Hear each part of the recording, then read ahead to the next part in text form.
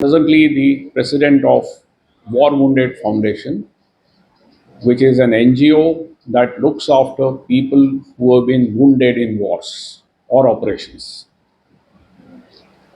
So, I will tell you a little bit about my organization and then we can follow up with question answers.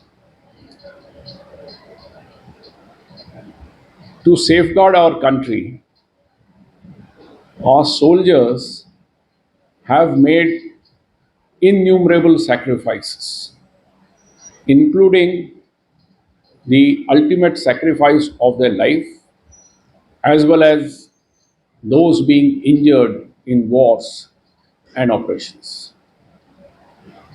On an average, as per the historical records, normally three times the number of soldiers are wounded in action as against those killed in action. और जो युद्ध में घायल होते हैं उनके लिए एक युद्ध तो खत्म हो गया, लेकिन एक जिंदगी भर लंबा एक संघर्ष, एक युद्ध, एक लड़ाई जारी रहती है। और ये लड़ाई ऐसी है जो न सिर्फ वो खुद अपने आप लड़ते हैं, बल्कि उनका जो परिवार है उसको भी उनके साथ मिलकर लड़ना पड़ता है। And this is a life long battle. It's a life long battle to overcome all the challenges that the life has thrown at. So it is incumbent upon the society to be worthy of their sacrifice, and therefore we as civil society, because as veterans we are also part of the civil society today, we need to look after these people who have made such immeasurable sacrifice for our country, so that we are worthy of their sacrifice, because they looked after the nation when they were at their strongest. And so now it is our duty to look after them when they are no longer that strong.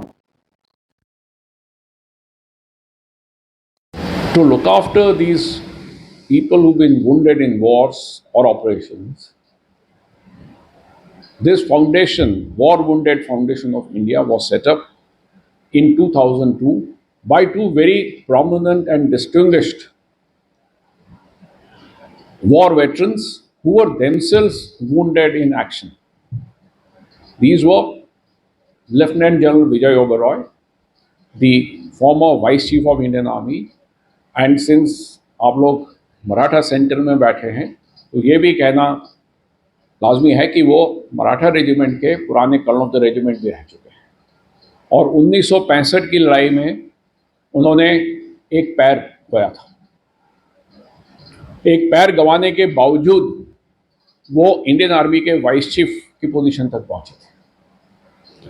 और उनके साथ दूसरे थे major general Ian Cardozo, who lost a leg in 1971 war, and he also went on to command an infantry division on the line of control. So these two very distinguished veterans set up the War Wounded Foundation as an NGO to look after the soldiers wounded in battle in 2002. And since then, this foundation has been performing a yeoman service in looking after the soldiers who've been wounded in action. Now,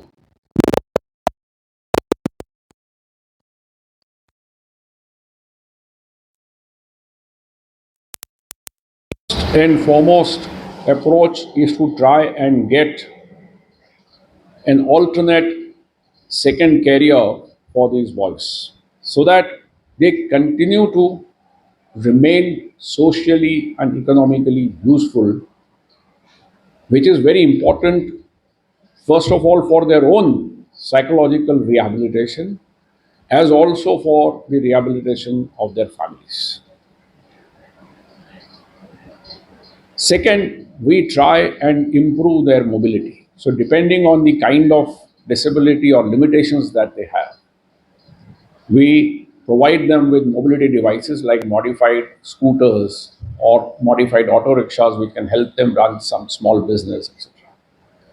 We also help them in improving their skills, not only their own skills, but even their children. Because after all, this battle has to be faced by the family as a whole. Imagine a 25-year-old young soldier getting wounded and becoming paralyzed for life. Either he becomes a paraplegic, which is, you know, paralyzed below the waist, or he could be quadriplegic, that means paralyzed below the neck. Imagine the impact on the family. So the family as a whole has to be looked after. We also help them to modify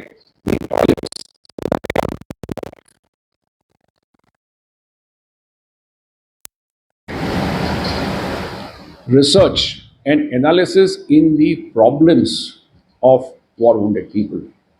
Towards this end, we have set up a chair of excellence in the United Services Institute of India, which is the oldest think tank of India, where jointly we fund projects to carry out research on the problems and opportunities for the war wounded soldiers. So we work in multiple fields in multiple modes.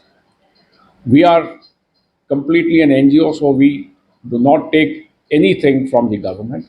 We are completely funded by donations that we receive through the corporate houses, industry, trade, as well as individual donors. And in that sense, we try and reach out to these boys who require our assistance. With that as my introductory remarks, we are now ready to take on any questions from the friends from media. So these rallies are held at different places annually, or it is the only regimental? Now, let me first explain the concept and purpose of the rally.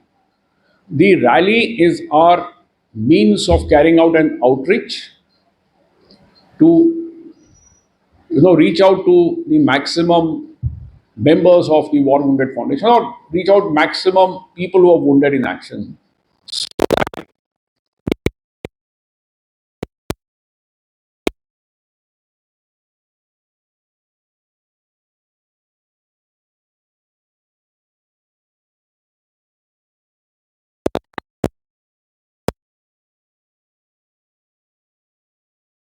And thereby learn from each other.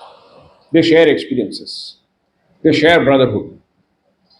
It also gives us a platform whereby we have talks by experts on various challenges that they face. We also try and get the people from the various departments of the government who deal with the welfare of ex-servicemen or wounded people, like the record offices, the pension, and so on. So some of those issues that are dealing with their entitlement, etc., can also be resolved. And the rallies are held not necessarily in the regimental center. Regimental center does help in terms of, because the regimental centers, one of the roles that is charted for them is to look after the welfare of the veterans. So it facilitates the process, but not necessarily. We have held rallies wherever there is a concentration of war wounded people. We have held earlier rallies in Pune. We have held rallies in Nagrota. We have also held, Nagrota is in Jammu and Kashmir, as you must know. We also held a rally in Delhi. So there is no permanent fixed place or location where you can conduct the rallies. We can conduct rallies as and when there is a perceived need. But it's an attempt to increase our reach and enable the